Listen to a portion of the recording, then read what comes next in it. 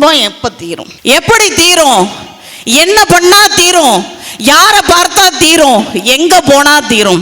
எல்லாருக்கும் கேள்வி இருக்கு. முருகப்பெருமானுக்கு நிறைய மலர் மாலைகள்லாம் போடுறோம். ஆயிரக்கணக்கா லட்சக்கணக்கா செலவு பண்ணி அவரவருக்கு விருப்பப்பட்ட மாதிரி மலர் மாலைகள்லாம் போடுறோம். முருகப்பெருமான் விரும்பி அணியும் ஒரு மாலை என்ன தெரியுங்களா?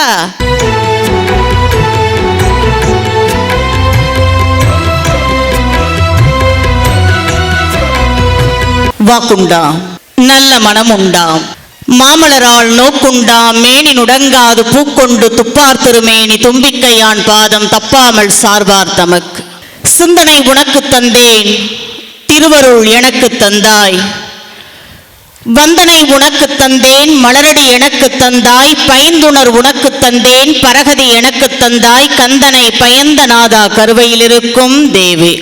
எல்லாம் வல்ல இறையருளாலே திருச்செந்தூர் அருள்மிகு சுப்பிரமணிய சுவாமி திருக்கோவில் கந்தசஷ்டி விழாவினை சீரோடும் சிறப்போடும் நடத்தி கொண்டிருக்கக்கூடிய விழா குழுவை சார்ந்த சான்றோர் பெருமக்களே, ஆலயத்தினுடைய தக்கார் மரியாதைக்குரிய ஐயா அருள்முருகன் அவர்களே, இணை ஆணையர் ஐயா ராமு அவர்களே, காவல் பணியிலே ஈடுபட்டு கொண்டிருக்கக்கூடிய காவல்துறையை சார்ந்த அன்பர்களே, ஒளி அமைப்பை சிறந்த முறையிலே தந்து கொண்டிருக்கக்கூடிய அன்பு சகோதரர் அவர்களே, படம்பிடித்துக் கொண்டிருக்கக்கூடிய அருமை சகோதரர் அவர்களே, மாலை அணிவித்து ஆசி வழங்கிய மரியாதைக்குரிய அம்மா இளம்பிறை மணிமாறன் அவர்களே, அனைத்திற்கும் மேலாக சிற்றறிவில் கடைப்பட்ட அடியேனுக்கும் இந்த திருச்சபையில் நல்லதொரு வாய்ப்பினை தொடர்ந்து நல்கி கொண்டிருக்கக்கூடிய குமாரபாளையம் JKK ரங்கம்மாள் அறக்கட்டளை மற்றும் கல்வி நிறுவனங்களினுடைய தலைவர் மரியாதைக்குரிய அம்மா என் செந்தாமரை அவர்களே,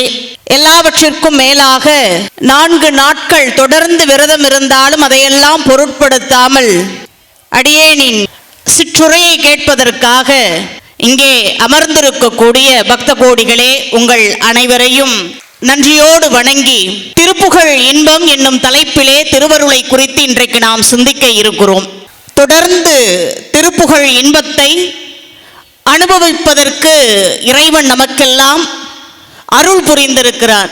முருகப்பெருமானினுடைய 6 படை வீடுகளுள் 4ஆம் படை வீடான சுவாமிமலை முருகப்பெருமானிடம் அருணகிரி சுவாமிகள் ஒரு வேண்டுதலை வைக்கிறார். நமக்காக வேண்டுதலை வைக்கிறார். எப்படி ஒரு காலகட்டம் வரைக்கும் அருணகிரி சுவாமிகளுக்கு எதிர்காலம் என்பது என்னவென்றே தெரியாமல் நம் வாழ்க்கை அஸ்தமித்து போய்விடுமோ என்று அஞ்சி நிற்கின்ற பொழுது ஆறுமுக பெருமான் அவர் முன்னால் தோன்றி, எதற்கும் அஞ்சாதே, முதல்ல உன்னை அறிந்து கொள், மௌனமாக இருந்து முதல்ல உன்னை அறிந்து கொள், அதற்கு பிறகு என்னை அறிந்து கொள்ளலாம் என்று சொல்லி எப்படி சும்மா இரு சொல் அற என்று உபதேசித்த அருளினானோ அதே போல அருணகிரி சுவாமிகள் தான் பெற்ற இன்பத்தை நமக்கு இந்த திருப்புகழ் வாயிலாக தந்திருக்கிறார். சரண கமலாலயத்தை அரை நிமிட நேரமட்டில்ங்கிற அற்புதமான திருப்புகழ். நல்ல கவனமா கேளுங்க. நாள்தோறும் பாராயணம் செய்வதற்கும் ஏற்ற திருப்புகழ். இந்த திருப்புகழ்ல எல்லாம் உண்டு. முருகப்பெருமான்கிட்ட கொஞ்சலாம் கெஞ்சலாம், உரிமையோடு அவர்கிட்ட என்ன பண்ணலாம், வாதிடலாம், எல்லாம் உண்டு இந்த திருப்புகள்ல.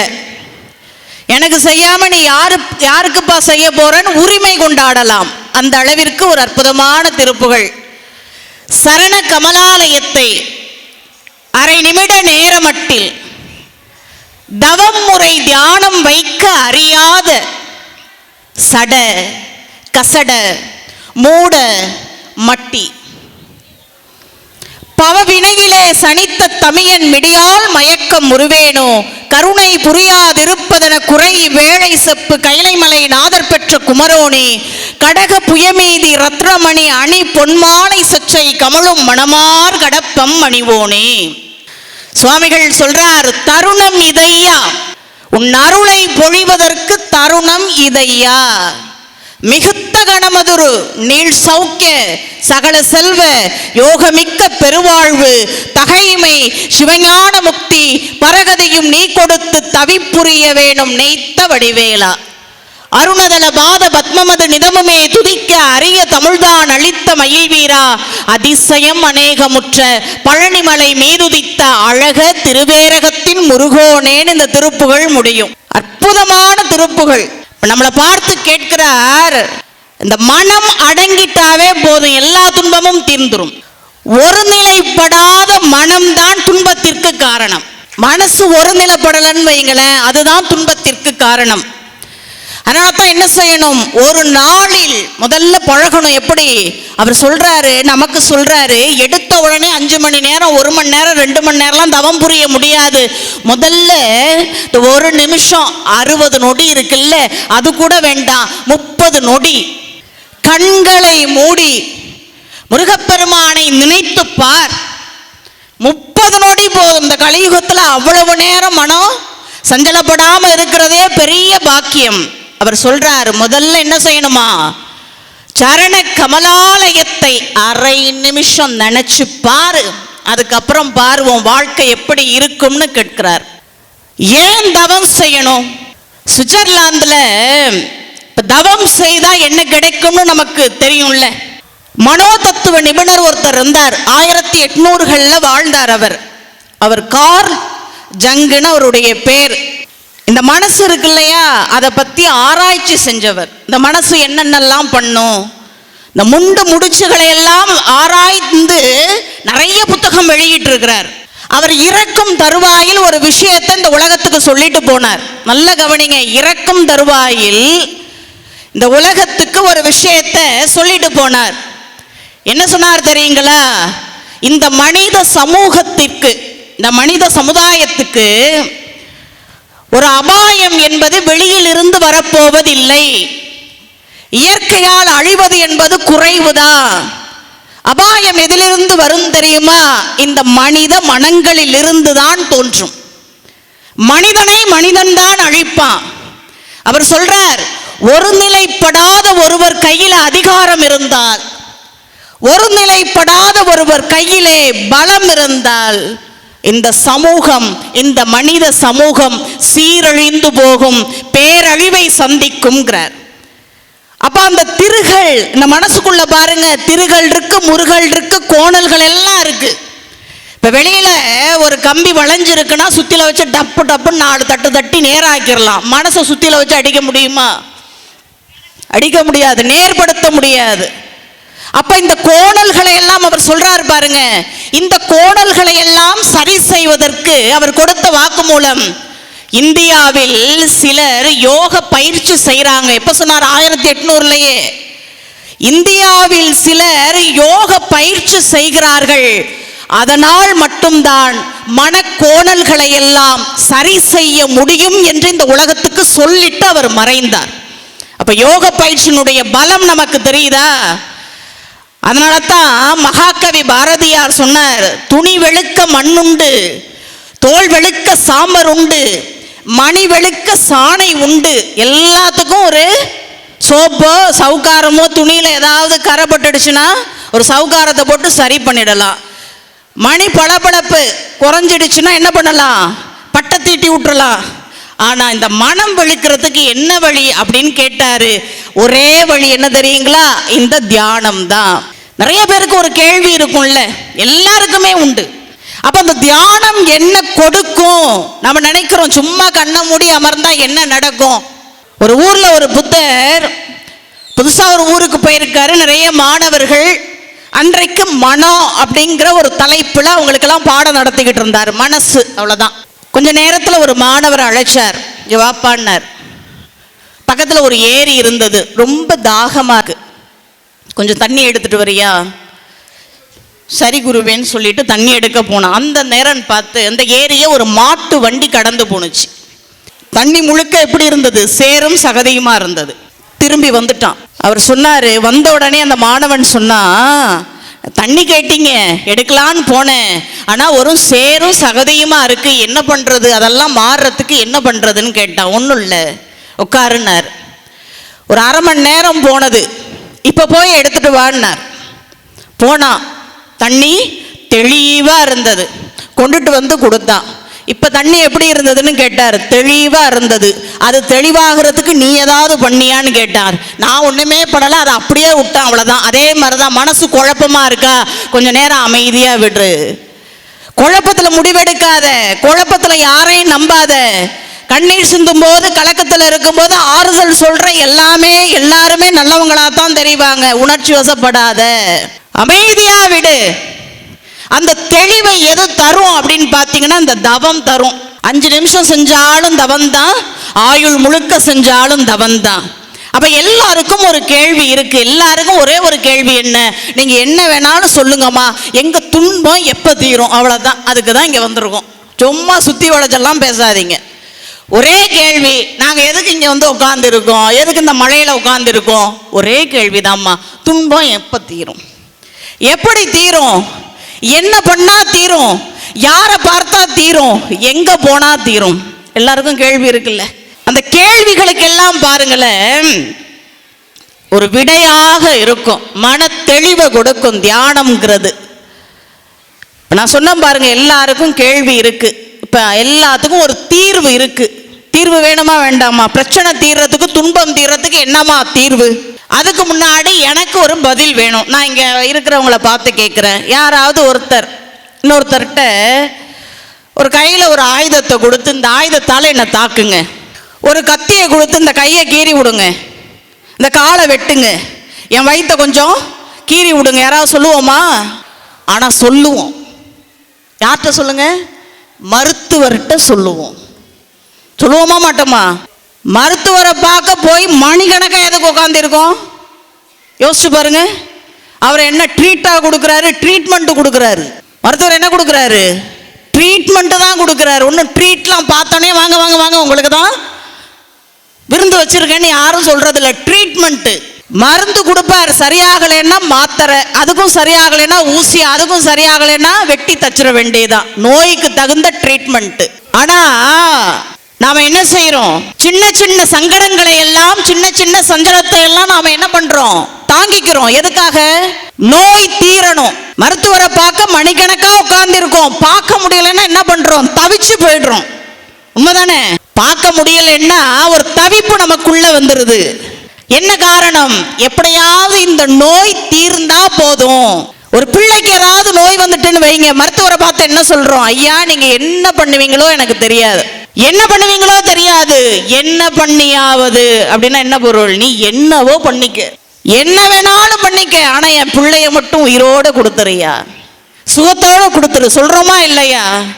அப்ப ஒரு நோய் தீரணும்னா நமக்கு சில சங்கடங்களை தாங்கிக்கணும்னு தெரியும் பொழுது, பல பிறவிகள்ல வினைங்கிற ஒரு பெரிய நோயை வச்சிருக்கோமே, அந்த நோய் தீரணும்னா கொஞ்சம் காத்திருப்பு அவசியமா வேண்டாமா? அவசியம்தான். அதுதான் உண்மை. அப்ப அந்த வினை தீரணும், துன்பம் தீரணும்னா ஒரே தீர்வு என்ன தெரியுங்களா? அதை கழிச்சு தான் தீர்க்கணும். முருகப்பெருமான் என்ன செய்வான்? நீ வினைய தீரு, நான் உனக்கு பக்கபலமா இருக்கேன் அப்படின்பா. அதனாலதான் சொல்லுவாங்க, கச்சியப்ப சிவாச்சாரியார் சொல்றாரு பாருங்க, பெற்றிடும் குறவரானோர் பிள்ளைகள் தம்பால் நோய் ஒன்று உற்றிடில் பிறரை கண்டும் உறுதுயர் செய்து தீர்ப்பார். மற்ற அவர்தம்பால் அன்போ வன்கண்ணோ அதுபோல் நம்பால் பற்றிய பவங்கள் தீர்ப்பான் பரமனும் அவைகளை செய்தான்னு கச்சியப்ப சிவாச்சாரியார் பாடுறார். அவனுக்கு என்ன நம்ம மேல கோபமா, பழிவாங்கணும்னு என்னம்மா, நடையா நடக்க வைக்கணும்னு ஆசையா? ஒண்ணும் இல்லை. நீ நடையா நடக்கும் பொழுது உன்னுடைய வினைகள் எல்லாம் தேயும் என்பது அவனுக்கு தெரியும்.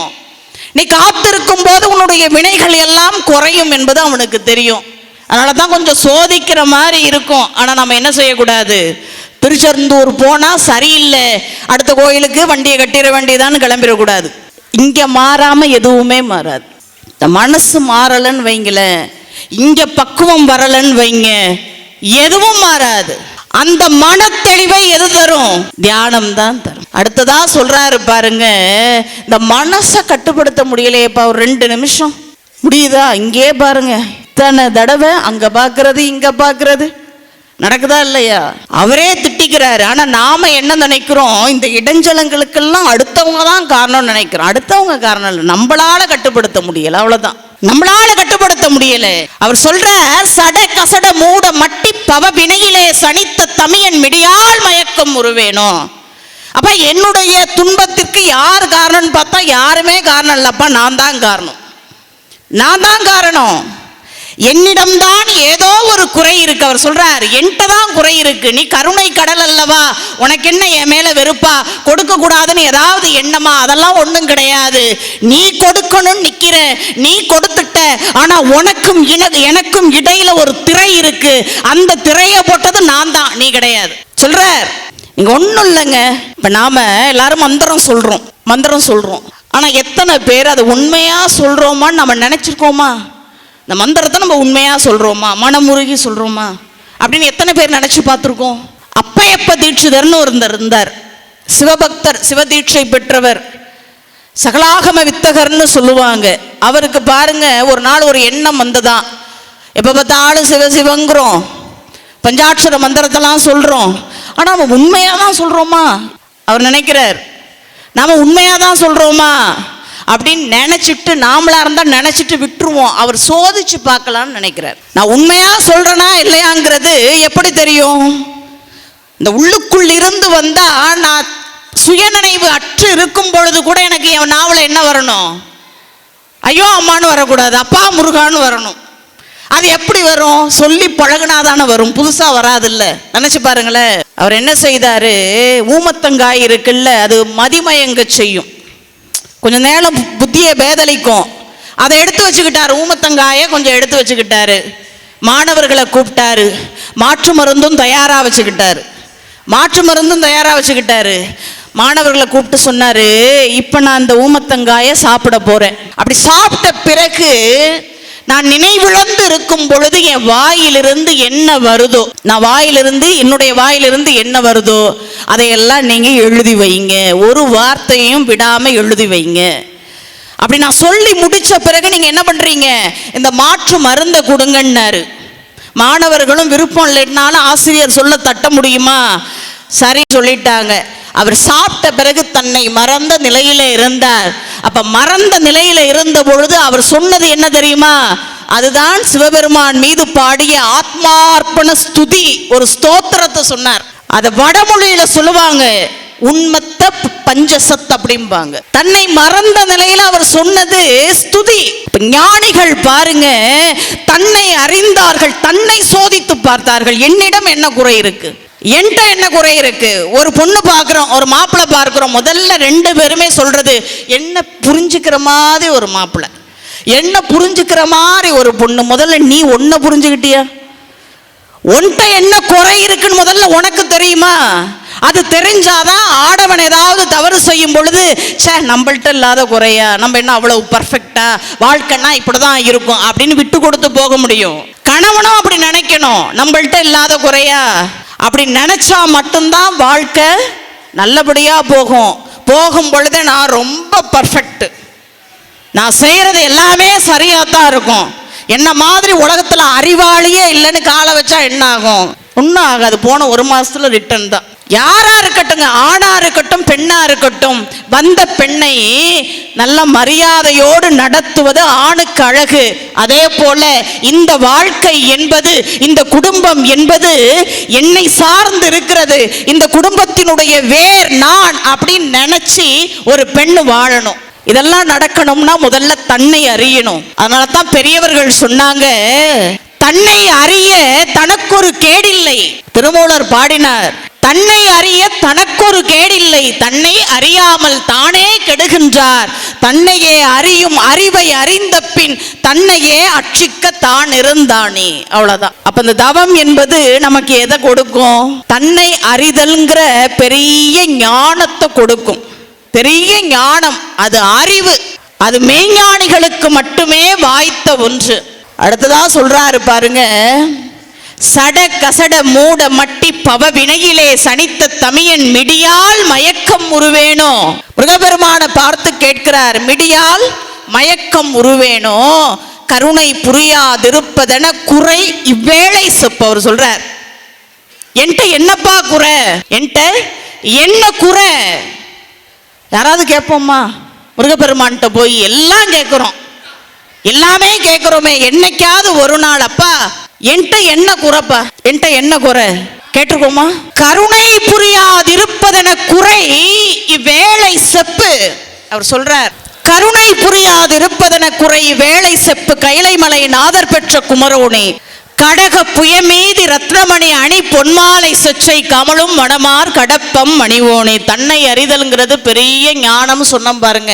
என் தாயார் அடிக்கடி ஒரு வார்த்தை சொல்லுவாங்க, வாழ்க்கையில ஏதாவது தவறு, எல்லா மனிதர்கள்னா தவறு செய்யறவங்க தான், தவறுறவங்க தான். அப்படி தவறு செஞ்சுட்டு ஏதோ புத்தி கெட்டு செஞ்சுட்டேன் அப்படின்னு சொல்றாங்க பாரு, அவங்களுக்கு கூட விமோச்சனம் உண்டு. ஏதோ கடவுள் கண்ணை திறந்து வாழ்க்கையை மாத்தி விடும். ஆனா காலம் முழுக்க எல்லா தப்பையும் செஞ்சுட்டு கடைசி வரைக்குமே நான் என்ன செஞ்சேன், அப்படி நான் என்ன செஞ்சேன் அப்படின்னு கேட்குறாங்க பாருங்க, அவங்கள ஒண்ணுமே செய்ய முடியாதும்பாங்க. அதுதான் உண்மை. முதல்ல நாம என்ன தவறு செய்யறோங்கிறது முதல்ல நமக்கு தெரியணும். அதனாலதான் வள்ளுவர் சொன்னார் பாருங்க, உலகத்திலே ரொம்ப கொடுமையானது என்ன தெரியுங்களா? அறிவில்லாமை. பணம் இருக்கலாம், காசு இருக்கலாம், பேங்க்ல கோடி கணக்கில் டெபாசிட் பண்ணி இருக்கலாம், அறிவு இல்லைன்னா ஒண்ணுமே இல்லைன்ட்டு. அறிவுடையார் எல்லாம் உடையார்.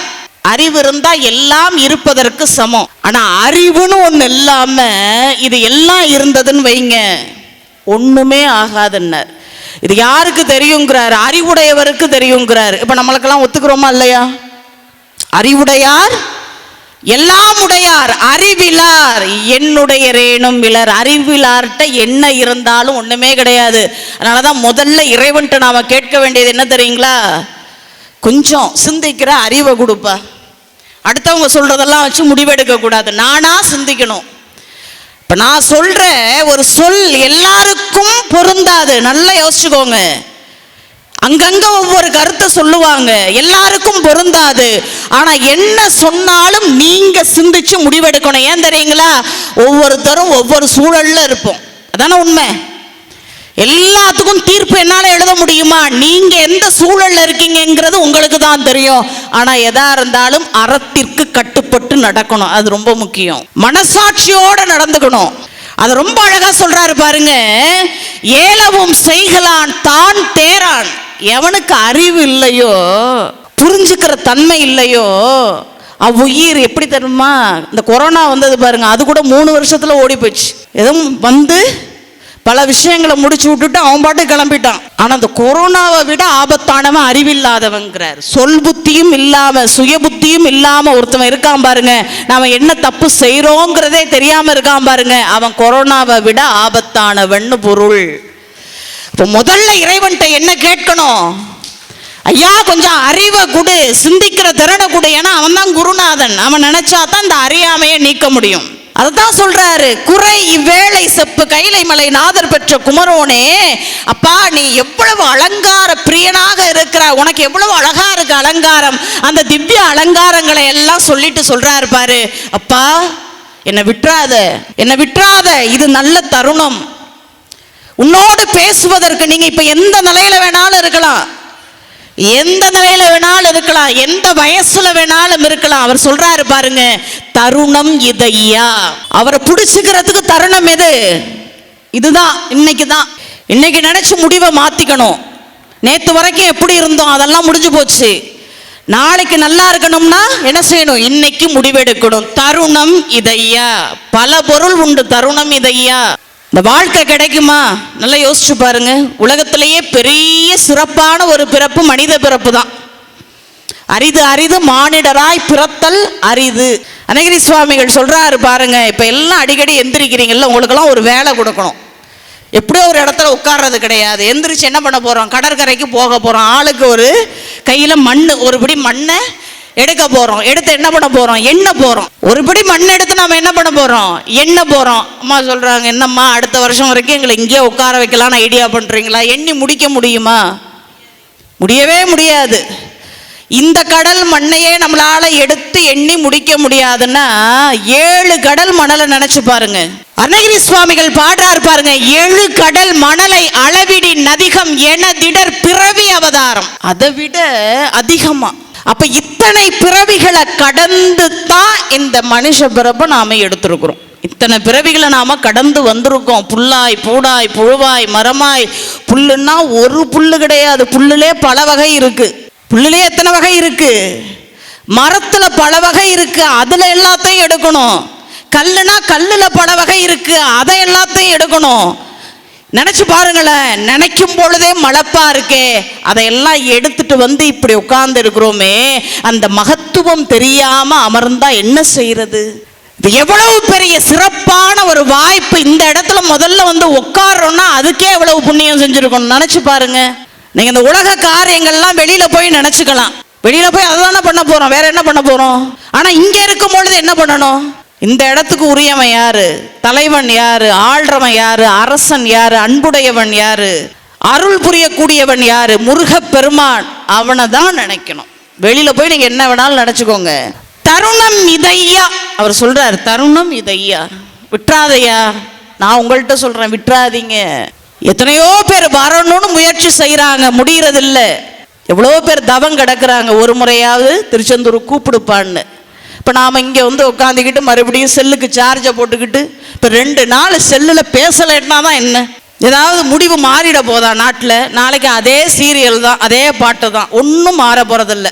சீரியல் பார்த்தீங்கன்னா ஆட்டோவில் ஏறி உட்காந்தா அந்த அம்மா ஆட்டோவில் தான் 6 நாளாக இருந்தாலும் ஏறி உட்கார போகுது. எடுக்கிறதுக்கே 1 வாரம் ஆகும். என்ன உங்களுக்கு கவலை? நான் கேட்குறேன்.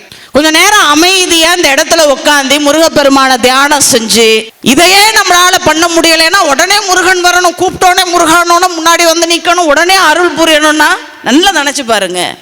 5 நிமிஷம் மனசை கட்டுப்படுத்த முடியலையே. எவ்வளவு அழகா சொன்னாரு பாருங்க, தருணம் இதையா, நீ எனக்கு அருள் புரியணும்னா இந்த நேரத்தை விட்டுட்டா, இந்த நாளை விட்டுட்டா கிடைக்காதுப்பா. அதனாலதான் சொன்னாரு பாருங்க, பட்டினத்தார் சொன்னார், இந்த பிறவியை சொல்லும் பொழுது சொல்றாரு, மாதா உடல் சலித்தாள், நான் பிறவி எடுத்து வல்வினையேன் கால் சலித்தேன், நானும் நடந்து நடந்து கால் சலிச்சிட்டேன், வேதாவும் கை சலித்து விட்டானே. என்னை படைச்சு படைச்சு பிரம்மனும் எப்பதான் இவனுக்கு புத்தி வர போகுதோ, படைச்சு படைச்சு கையே சோர்ந்து போச்சே, எத்தனை கோடி பிறப்பு தான் இவனுக்கு கொடுக்கறதுன்னு பிரம்மனும் கை சலிச்சிட்டான். பட்டினத்தடிகள் சொன்னாரு, நாதா இருப்பையூர் வாழ் சிவனே, இன்னுமோர் என்னை கருப்பையூர் வாராமற். பெரியவர்கள் சொன்னது அதுதான். அப்பா மீண்டும் இந்த கருக்குழியில என்ன உதிக்காம செஞ்சிரு, அது மட்டும் எனக்கு போதும். அது உதிக்கிற வரைக்கும் என்ன ஆகுமா, துன்பம் இருந்து கொண்டேதான் இருக்குமா. பிறக்க பிறக்க ஒவ்வொரு வினைக்கும் நீங்க நல்லது செஞ்சா சொர்க்கத்தில் வாழலாம், கெட்டது செஞ்சால் நரகத்தில் வாழலாம், மறுபடியும் பிறப்பெடுத்து இங்கே தான் வரணுமா, எங்கே போனாலும் இங்கே தான் அப்படிங்கிறாங்கல்ல, அதே மாதிரி எங்கே போனாலும் மறுபடியும் இந்த பூலோகத்துக்கு வந்து நம்முடைய வினைகளை எல்லாம் கழிச்சுட்டு தான் போகணும். அதனால தான் பெரியவர் அருணகிரி சுவாமிகள் சொன்னார், தருணம் இதையா கருணை புரியாதிருப்பதென குறை இவ்வேளை செப்பு, கருணை புரியாதிருப்பதென குறை வேளை செப்பு. தவத்தை சொல்றோம் பாருங்க, தசரத சக்கரவர்த்தி தெரியும்ல, எல்லாருக்கும் தெரியும், ராமச்சந்திரமூர்த்தியினுடைய தகப்பன். நிறைய பேர் ராமாயணம் கேட்டிருப்போம். அவர் ஒரு நாள் போய் நிலக்கண்ணாடி முன்னாடி நிற்கிறார். நிலக்கண்ணாடி போய் முன்னாடி நிற்கிறாரு, ஒரு அதிர்ச்சி. என்ன சொல்லுங்க, ஒரு நரமுடி காதுக்கு ஓரத்தில், அது வரைக்கும் ஒரு நரமுடி கிடையாது. அன்னைக்கு ஒரே ஒரு நரமுடி இங்கே வந்துருச்சு. பயந்துட்டாரு, என்னடா இது, திடீர்னு ஒரு நரமுடி. அந்த நரமுடி அவர் காதில் பேசுனுச்சான், மன்னா நீ நாட்டை ஆண்டதெல்லாம் போதும், நாட்டை ஆண்டதெல்லாம் போதும், உன் நாட்டு மக்களை நல்லா ஆட்சி செஞ்சிருக்க, எந்த குறையும் இல்லை. தசரத மன்னன் ஆண்ட அயோத்தி மாநகரத்தில் ஒன்றுமே இல்லை, ஒன்றும் இல்லையா, ஒரு துன்பமும் இல்லையா. அந்த மக்கள் நல்லதை கேட்டாங்களாம், அதனால எந்த குறையும் இல்லாமல் வாழ்ந்தாங்க. அதனால் நீ நல்ல நாட்டு மக்களை நல்லா வழி நடத்தியிருக்கப்பா, நல்லது செஞ்சிருக்க, இந்த அயோத்தி மாநகரத்தில் ஒரு குறையும் இல்லை. ஆனால் ஒன்னே ஒன்று, உனக்குன்னு ஒன்று இருக்கணும் இல்லையா, இதெல்லாம் உன் பின்னாடி வரப்போகிறது கிடையாது. என்னதான் பிள்ளைக்கு ஊட்டி ஊட்டி வளர்த்தாலும் எங்கள் அப்பா பின்னாடி போகிறேன்னு எதுவும் வர முடியாது. யாரும் வர முடியுமா? யாராலும் வர முடியாது. அப்படி யார் வர்ற? 2 நாளைக்கு தான் வீட்டில் வைக்கிறதுக்கே அனுமதி. நினச்சி பாருங்க, கோடி கணக்கில் சேர்த்து வச்சாலும் 2 நாளைக்கு தான் வீட்டில் வைக்கவே அனுமதி. அப்புறம் நம்மளுக்கு பிடிக்காத ஆள் யாராவது ஒன்று இருக்கும், கொடுத்த கடனை கேட்டிருப்போம், அந்த கோபத்தில் இருப்பார், இன்னும் 1 நாள் வைக்கலாமே, பாடியில் ஸ்மெல் வர ஆரம்பிச்சிடும். இதுதான் வாழ்க்கை. நீங்கள் என்னதான் நியூமராலஜி பார்த்து ஒவ்வொரு ராசிக்கும் இந்த எழுத்துல டா டூ டி தா தா தூ அப்படின்னு பேரை வச்சாலுமே எல்லாருக்கும் அந்த உயிர் போன பிறகு ஒரே பேர் என்ன? பாடி எப்போ எடுப்பீங்க? அவ்வளோதான். அதனாலதான் சொன்னார் பாருங்க, பட்டினத்தடிகள் விட்டுவிட போகுது உயிர், விட்ட உடனே உடலை சுட்டுவிட போகின்றார் சுற்றத்தார். ஒன்னும் ஒரு வாரம்லாம் ஒன்ன வச்சு கொண்டாட போறதெல்லாம் கிடையாது. பட்டது பட்டு எந்நேரமும் சிவனை ஏத்துங்கள் போற்றுங்கள் சொன்னேன் அதுவே சுகம்னார். அப்ப நமக்குரியது என்ன? நாம் செய்யக்கூடிய தவம் அது கூட வரும், நாம் செய்யக்கூடிய புண்ணியம் கூட வரும். அந்த நரமுடி சொன்னிச்சான், அப்பா நீ உலகத்துக்கு உழைச்சதெல்லாம் போதும், உனக்குன்னு ஒன்று கொண்டுட்டு போகணும்னா இதுதான் சரியான நேரம், தருணம் இதையா, போய் தவத்தை செய். மன்னனே அவனியை மகனுக்கு ஈந்து நீ பண்ணரும் தவம் புரி பருவம் ஈதன. பருவம் இதுதான், எந்த வயசுல இருந்தாலும் பருவம் இதுதான். ஆனா நமக்கு திடீர்னு நரமுடி வந்துட்டுன்னு வைங்க, நம்மகிட்டலாம் என்ன பேசுது நரமுடி, இதெல்லாம் உனக்கு வர்ற வயசா? இது உனக்கு வர்றதா? இப்பெல்லாம் வரலாமா? அதெல்லாம் ஓ மேல தப்பு கிடையாது, உனக்கு ஒன்றும் வயசாகலை, எல்லாம் கெமிக்கல் ஃபுட்டு, நீ ஒன்றும் கவலைப்படாத. கெமிக்கல் இல்லாத ஒரு டையா பார்த்து டையாகிற வரைக்கும் அடிச்சுக்கிட்டு அப்படியே காக்கா மாதிரி திரின்னு நம்மள்கிட்ட அது பேசுது. அதான உண்மை. பல பேர் எல்லாரும் முதுமையை ஏற்றுக்கிறவங்களும் இருக்காங்க, ஆனாலும் ஏற்றுக்காதவங்க, அம்மா எங்களுக்கு மனசு இளமையாக இருக்குமா, நாங்கள் மெயின்டைன் பண்ணுறோம், தப்பு கிடையாது, இளமையாகவே இருங்க. ஆனால் அப்பப்போ கொஞ்சம் தவத்தையும் செய்யுங்க, அனுபவிங்க, அப்பப்போ தவத்தையும் செய்யுங்க, அவ்வளோதான். அதான் சொல்றாரு, நீ போதும் மன்னனே அவனியை மகனுக்கு ஈந்து நீ பண்ணரும் தவம் புரி பருவம் மீதன கண்ணமூலத்தினீர் களர வந்தன மின்னன கருமை போய் வெளுத்ததோர் முயிர். அதுல ரொம்ப அழகா சொல்லுவாங்க பாருங்க, இளமை நிலையாமை, யாக்கை நிலையாமை, செல்வம் நிலையாமை. செல்வத்துக்கு பேரே பாருங்க, செல்வம் செல்வம் செல்வம், யார்கிட்ட வேணாலும் செல்வம். தரித்திரம் பேரை பாருங்க, தரித்து இரோம். எவ்வளவு அழகா கொடுத்துருக்காங்க பாருங்க நம்ம பெரியவர்கள் தமிழ. ஒரே இடத்துல தரித்து இருக்க மாட்டோம், செல்வமும் அப்படித்தான், எப்ப வேணாலும் செல்வம். தரித்திரம் ஒரே இடத்துல தரித்து இரோம். வசதி இல்லைன்னுலாம் நினைக்காதீங்க, வாழ்க்கையில எளிமையா இருக்கும் நினைக்காதீங்க, அப்படி இப்படி வாழ்ந்தாதான் வாழணும்னு நினைக்காதீங்க, வசதி இருக்கும். பெரியவங்க சொல்லுவாங்க பாருங்க, செல்வம் எல்லார்ட்டையும் இருக்கு, அருள் எல்லார்ட்டையும் இருக்காது. வள்ளுவர் சொல்லும் பொழுது அவ்வளவு கடுமையா சொல்லுவார், பொருட்செல்வம் பூரியர் கண்ணும் புலம்பர். பொருட்செல்வம் எல்லார்ட்டையும் இருக்குண்டா அவர் சொல்றார். பல பாடல்கள்ல கடுமையா பேசுவார் வள்ளுவர். அதுக்கு பூரியருங்கிறதுக்கு அன்னகிரி சுவாமிகள் திருப்புகழ்ல சொல்றாரு பாருங்க, அறிவில்லாதவர், ஈனர், பேச்சு ரெண்டு பகரும் நாவினர், அசடர், பேதைமாருக்கு இறங்கி அழியும் மாலினர், சூதினால் பிறர் பொருள் கவர்ந்து பொருள் செய் பூரியர், இப்படி சொல்லிக்கிட்டே போவார் லிஸ்ட். அப்ப பொருட்செல்வம் எல்லார்ட்டையும் இருக்கும், அதுல ஒன்றும் பெருமை கிடையாது. ஆனா அருட்செல்வம் என்பது அவனுடைய அருள் இருந்தா மட்டும்தான் இருக்கும். அதனாலதான் தவத்தை செய்யினாரு. தருணம் இதையா மிகுத்த கணமதுரு நீள் சௌக்கிய. முதல்ல நாம கேட்க வேண்டியது என்ன தெரியுமா? நீள் சௌக்கிய. எவ்வளவு செல்வம் இருக்கலாம், 10,000 ஸ்கொயர் ஃபீட்ல வீடு இருக்கலாம், ஆனா 10க்கு 10 ரூம்ல உட்காந்துக்கிட்டு நடக்க முடியாம கிடந்து என்ன புண்ணியம்? சுத்தி இந்த இடத்த சுத்துறதுக்காவது உடம்புல திராணி இருக்கணும்ல. BMW கார் இருக்கலாம், ஆனா 2 பேரும் 2 பக்கத்துக்கு கைத்தாங்களா தூக்கிட்டு போய் தான் உட்கார வைக்கணும்னா என்ன புண்ணியம்? எவ்வளவு தெளிவாக வரத்தை கேட்க சொல்றாங்க பாருங்க. ஏன் உடம்பு இந்த இது இருக்கு பாருங்களேன், நான் நினைச்ச உடனே தாகம் எடுக்குது அப்படின்னு நான் நினைச்ச உடனே என் கை போய் என் கால் போய் தண்ணி எடுத்து எனக்கு கொடுக்கும். ஆனா நம்ம பிள்ளைகள் செய்வாங்களா? அப்பா தண்ணி கொண்டு வாப்பா அப்படின்னா அந்த இருப்பாம்பா, நாம அதுக்கப்புறம் இருக்கிறோமா இல்லையானாவே பார்க்க மாட்டான், தான் வர்றன்ட்டு போவான். நினைச்சு பாருங்களேன். அப்ப இந்த உடல் எப்படி இருக்கணும்? யாரையும் நம்பாம கடைசி வரைக்கும் நல்ல நட உடையா இருக்கணும்னு கடவுள்கிட்ட கேளுங்க. அதனாலதான் சூரபத்மன் இருக்கான்ல, அவன் எவ்வளவு அறிவாளி பாருங்க. 11,000 ஆண்டுகள் தவம் செய்தான், நம்மளால 11 நிமிஷம் தவம் செய்ய முடியல. அவ்வளவு வரங்கள் வேணும்னா சும்மாவா? சிவபெருமான் முன்னால தோன்றணும்னா சும்மாவா? 10,000 ஆண்டுகள் தவம் செய்தான், அப்பவும் இறைவன் இறங்கி வரல. அதுக்கு மேல ஒரு 1000 ஆண்டு தவம் செய்தான். தன்னுடைய தசைகளை எல்லாம் அந்த வேள்வி தீயில அதையே ஆகுதியா போட்டான். அப்பத்தான் இறைவன் கொஞ்சம் இறங்கலான்னு பார்த்தாரு. அப்பவும் இவனை சோதிச்சு பார்ப்போமே அப்படின்னு சிவபெருமான் சோதிச்சாருன்னா சோதிப்பாரு, கொடுத்தாருன்னா அள்ளி கொடுப்பாரு. அது குழந்தை மாதிரி எங்க அப்பா குறும்பெல்லாம் பண்ணுவார், அப்பப்ப சோதிப்பாரு. ஆனா வந்துட்டாருன்னு வைங்க, நீங்களே வேண்டானாலும் விட மாட்டார். சோதித்து பார்க்கிறார். அவன் முடிவா என்ன செஞ்சான் தெரியுமா? வஜ்ரகம்பு நட்டு இருந்ததில்ல, அதில் அப்படியே குதிச்சு உயிரை விட்டான், சாம்பலா போனான். அதுக்கப்புறம் தான் வந்தான் ஈசன். நாம முள்ளு குத்துனாலே ஐயோ அப்பா முருகா உனக்கு கண்ணு இல்லையா, ஏன்பா இப்படி என்ன சோதிக்கிறேன்னா ஒரு முள்ளுக்கு முருகப்பெருமான் முடியலை. அவர் சொல்றாரு ஒரு முள்ளு குத்துனாலே தாங்கல, அவன் வஜ்ர யாக்கையில் விழுந்தான் பாருங்க. அதுக்கு பிறகுதான் சிவபெருமான் தோன்றினாரு.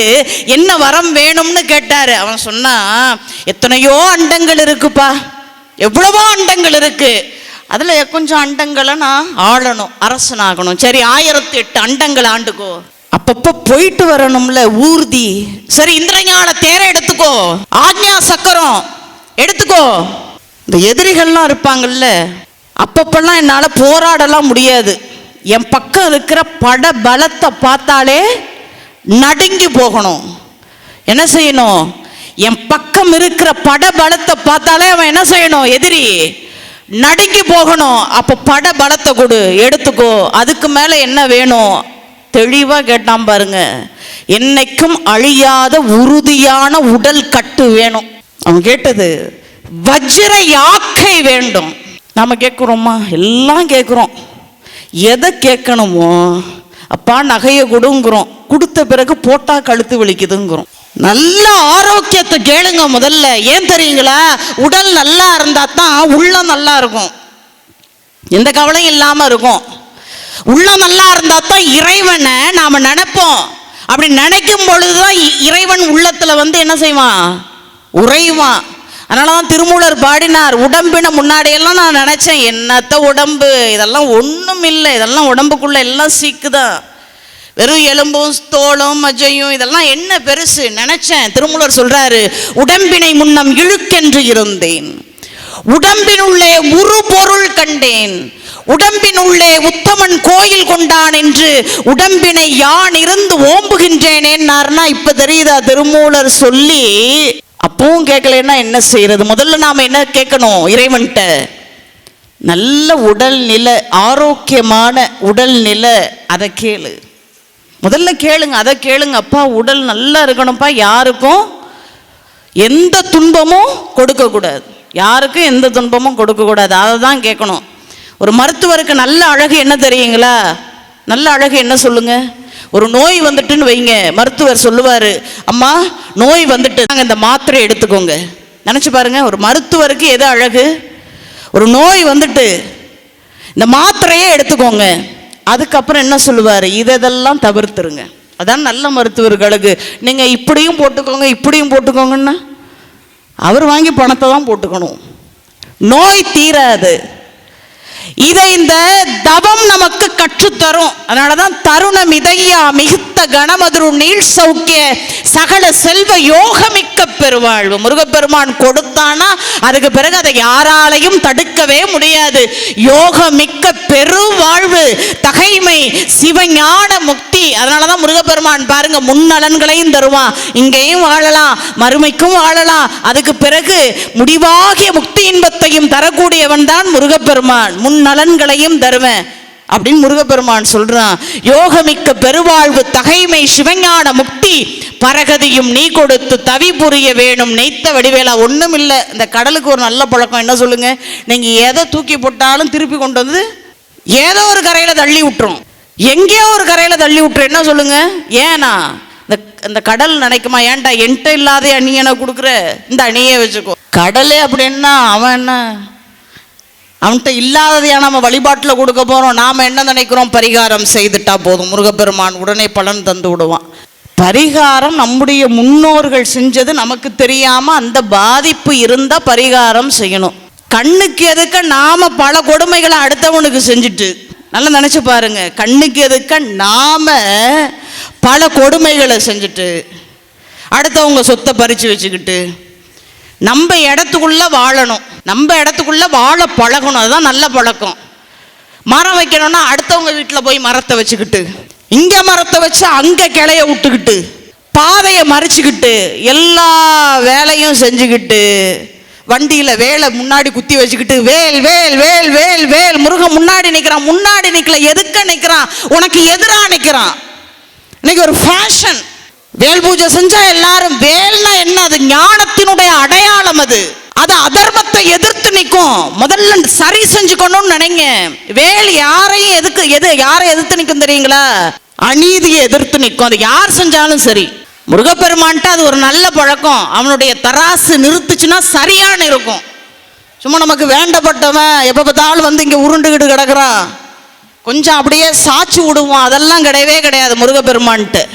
இன்னைக்கு ஒரு பழக்கம் இருக்கு. எல்லாத்தையும் செஞ்சுட்டு வண்டிக்கு முன்னாடி, அம்மா நாங்கள் வேலை குத்திக்கிட்டு போறோம்னா நீங்க குத்திக்கிட்டு போங்க. இதுக்கெல்லாம் முருகப்பெருமான் பாவத்துக்கெல்லாம் துணை வருவானா? துணை வந்தா அவன் முருகப்பெருமானா? ஒரு நாளும் வரமாட்டான். நாம செய்யக்கூடிய பரிகாரங்கள், நாம எடுக்கக்கூடிய விழாக்கள், எவ்வளவோ செலவுகள். ஒரு திருவிழா நடக்குதுன்னா பாருங்க, எவ்வளவோ செலவு செய்யறோம். இதை வச்சு பலர் வாழ்றாங்க, வாழ்வாதாரம். அது ஒரு புண்ணியம், அது ஒரு தர்மம், நம்மையும் அறியாமல் நாம் செய்யக்கூடிய தர்மம்.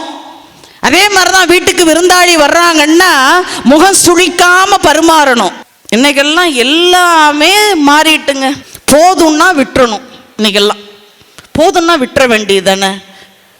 என் தாயார் சொல்லுவாங்க பாருங்க, அவங்க சாப்பாடு பரிமாறுறதே நினைச்சு பார்க்கும் பொழுது இன்னைக்கு அவங்க இல்லை. அந்த சாப்பாடு பரிமாறும் பொழுதே அப்படி அள்ளி வைப்பாங்க. போதும் போதும் வாங்க விட மாட்டாங்க.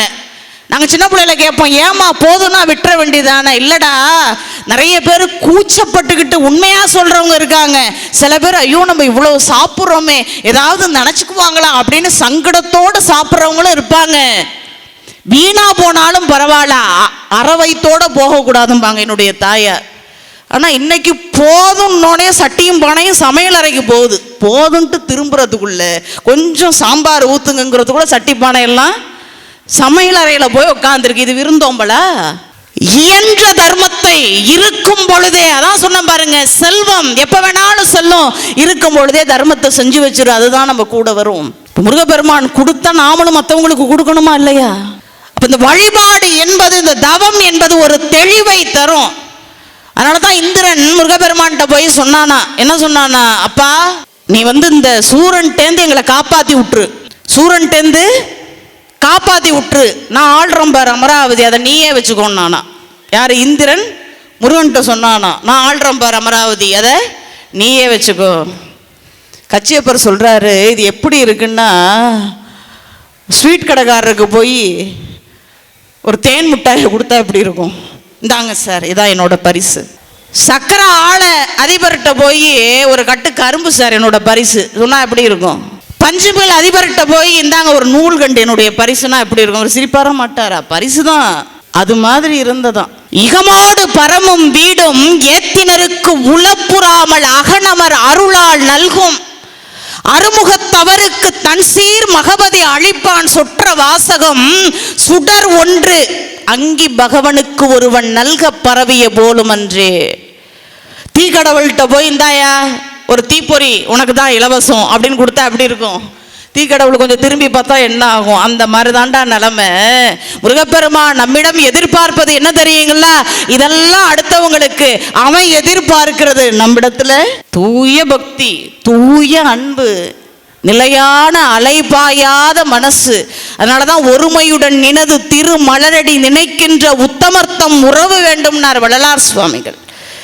அதான் அருணகிரி சுவாமிகள் பாடுறார், மிகுத்த கணமதுரு நீள் சௌக்கிய சகல செல்வ யோகமிக்க பெருவாழ்வு தகைமை சிவஞான முக்தி பரகதியும் நீ கொடுத்து தவிப்புரிய வேணும் நெய்த்த வடிவேலா.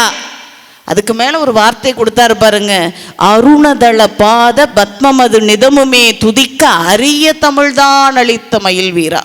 எப்படி மானுட பிறப்பு சிறப்புங்கிறோமோ அந்த சிறப்பிலும் சிறப்பு வேதங்கள் தழைக்கக்கூடிய இந்த பாரத தேசத்துல பிறப்பது. அதை விட சிறப்பு எது தெரியுங்களா? இந்த தமிழ் பேசும் மண்ணிலே பிறப்பது. உண்மைங்க, ஒண்ணும் இல்லை. நம்ம பெரியவங்க பாருங்க, உயிரெழுத்து மெய்யெழுத்து. உயிரெழுத்துனாவே என்ன? காற்று, காற்று தொடர்பு உடையது. அதனால தான் முதல்ல உடம்புல உயிர் இருக்கா இல்லையான்னு காற்றை வச்சு தானே கண்டுபிடிக்கிறாங்க. சமீபத்தில் சில பேர்லாம் அதெல்லாம் பார்க்கறது இல்லை. என்னென்ன நாட்டில் நடக்குது பாருங்க. சமீபத்தில் ஒருத்தரை பார்க்காம இறந்துட்டான்னு சொல்லி வீட்டுக்கு கொண்டு போயிட்டாங்க.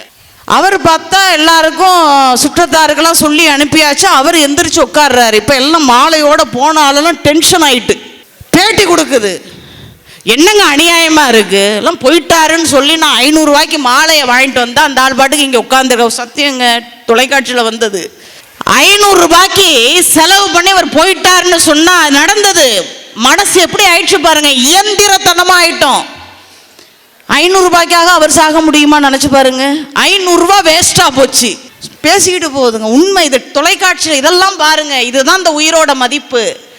காலம் இருக்கும் பொழுதே தருணமிதையா தருணமிதையன்னா பயன்படுத்திக்கணும். அப்ப பாருங்க, இந்த உயிர் உடம்புல இருக்குன்னா அதை எதை வச்சு சொல்றோம்? காற்று. அதனாலதான் உயிர் எழுத்து. உயிர் எழுத்துனா பாருங்க, காற்றை மட்டுமே பயன்படுத்தி அந்த வார்த்தைகள் வரும் பாருங்க. ஆ ஆ இ ஈ உ ஊ ஏ ஏ ஐ ஐ ஓ ஓ ஔ. காற்று தான் பங்கு வகிக்கும். ஆனா மெய்யெழுத்து பாருங்க, மெய்யெழுத்துனாலே உடம்பு தான், அதுல உடம்போட பங்கு தான் இருக்கும் பாருங்க. இக்கு, இஞ்சி, இட், இன்னு.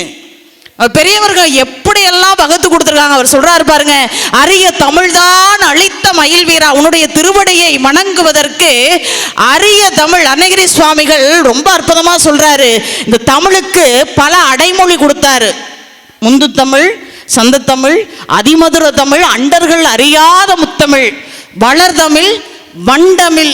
எப்படி தமிழுக்கு இந்த பேரெல்லாம் அவர் கொடுக்கும் பொழுது திருப்புகள்ல பாத்தீங்கன்னா அந்த பட்டியல் நீண்டுகிட்டே போகும். அதை விட அருணகிரி சுவாமிகளுக்கு மொழி பற்றி பாருங்க. வணங்குற தெய்வம், வாழ வச்ச தெய்வம் முருகப்பெருமான். ஆனா முருகப்பெருமானை பார்த்து நீ பெரிய ஆளியா, நீ பெரிய ஆள், எப்படிப்பட்ட ஆள் தெரியுமா? நல்ல இந்த தமிழ்நாட்டில் தமிழால நீ உயர்ந்துட்ட பத்தியா, நீ எவ்வளவு சமத்துக்காரன் சொல்றாரு. இப்போ நாம அடுத்தவங்களுடைய புகழை வச்சு, அதிகாரத்தை வச்சு, செல்வத்தை வச்சு யாராவது உயர்ந்தாங்கன்னு வைங்க, நாம சொல்லுவோம் நல்ல பிழைக்க தெரிஞ்ச ஆளுங்க, நல்ல விவரம், சமத்து அப்படின்னு போல. அருணகிரி சுவாமிகள் சொல்றாரு பாருங்க, முருகப்பெருமான அழகில் தமிழால் உயர் சமர்த்தன்கிறார். அப்படிப்பட்ட முருகப்பெருமானுக்கு நிறைய மலர் மாலைகள்லாம் போடுறோம். ஆயிரக்கணக்கா லட்சக்கணக்கா செலவு பண்ணி அவரவருக்கு விருப்பப்பட்ட மாதிரி மலர் மாலைகள்லாம் போடுறோம். வசதி இருந்தா வைர மாலை போடுறோம், பதக்கம் போடுறோம், நவரத்ன ஆபரணம் போடுறோம். ஆனா முருகப்பெருமான், நல்ல கவனிங்க, முருகப்பெருமான் விரும்பி அணியும் ஒரு மாலை என்ன தெரியுங்களா? விரும்பி அணியும் மாலை என்ன தெரியுங்களா? எப்பொழுதுமே கழட்டாத மாலை என்ன தெரியுங்களா? கௌரவமாக கருதக்கூடிய மாலை என்ன தெரியுங்களா? அடியார்களால் பாடப்படக்கூடிய பாமாலை. அருணகிரி சுவாமிகள் 500 ஆண்டுகளுக்கு முன்னாடி போட்டாரு பாருங்க. திருப்புகழ்ங்கிற பாமாலையை போட்டாரு, கந்தரலங்காரம்ங்கிற பாமாலையை போட்டாரு, கந்தரனுபூதிங்கிற பாமாலையை போட்டாரு. இப்படி எல்லா மாலையும் போட்டாரு. இது நாள் வரைக்கும் அது வாடவும் இல்லை, வதங்கவும் இல்லை, காயவும் இல்லை, யாராலையும் எடுத்து அப்படி போடப்படவும் இல்லை. இந்நாள் வரைக்கும் முருகப்பெருமான் தன்னுடைய மார்பிலே அணிந்து கொண்டிருக்கிறான் என்று சொன்னால் சிந்திச்சு பாருங்க. இந்த பிறவியில் இந்த தமிழ் பேசுவதற்கு நாம கொடுப்பன பண்ணியிருக்கணும். அதனாலதான் அருணதல பாதமது பத்மமது நிதமுமே துதிக்க அரிய தமிழ்தான் அளித்த முருகா அப்படிங்கிறாரு. தான் வணங்கும் தெய்வத்தை விட அந்த தெய்வத்திற்கு மேலாக அருணகிரி சுவாமிகள் தமிழை உயர்த்தி பார்க்கிறார்னா நினைச்சு பாருங்க. தமிழ் எப்படிப்பட்ட மொழி, அந்த மொழியில நாம் பிறப்பதற்கு, பேசுவதற்கு எவ்வளவு தவம் செய்திருக்க வேண்டும். அதை விட அருளாளர்கள் தமிழில் நமக்கு தந்த பாடல்களை பாடுவதற்கு நாம் எவ்வளவு தவம் செய்திருக்க வேண்டும்ங்கிறத என்ன செய்யணும்? நினைச்சு பார்த்து தவம் புரியணும். அருணதல பாதமது பத்மமது நிதமுமே துதிக்க, நிதமுமே துதிக்க. நீங்க வாழ்நாள்ல தினந்தோறும் துதிச்சாலும் அது தீராது. கோடிக்கணக்கான நூல்கள் இருக்கு. கற்றது கைமண் அளவுதான், கைமண் அளவுதான். கல்லாதது உலக அளவு. வாய்ப்பு கிடைக்கும் பொழுதே நாளுக்கு ஒரு 4 வரையாவது பாடி வச்சிருங்க. இப்ப பாடி வச்சிருங்க. இதுதான் நாம இப்ப என்ன செய்ய போறோம்? சேர்த்து வைக்கக்கூடிய பெரிய சொத்து இதுதான். இப்பயே பாடி வச்சிருங்க. எப்பயாவது முருகப்பெருமான் கொண்டு வந்து எதை சேர்க்க வேண்டும், எந்த நேரத்தில் கொடுக்கணுங்கிறது அவனுக்கு தெரியும்.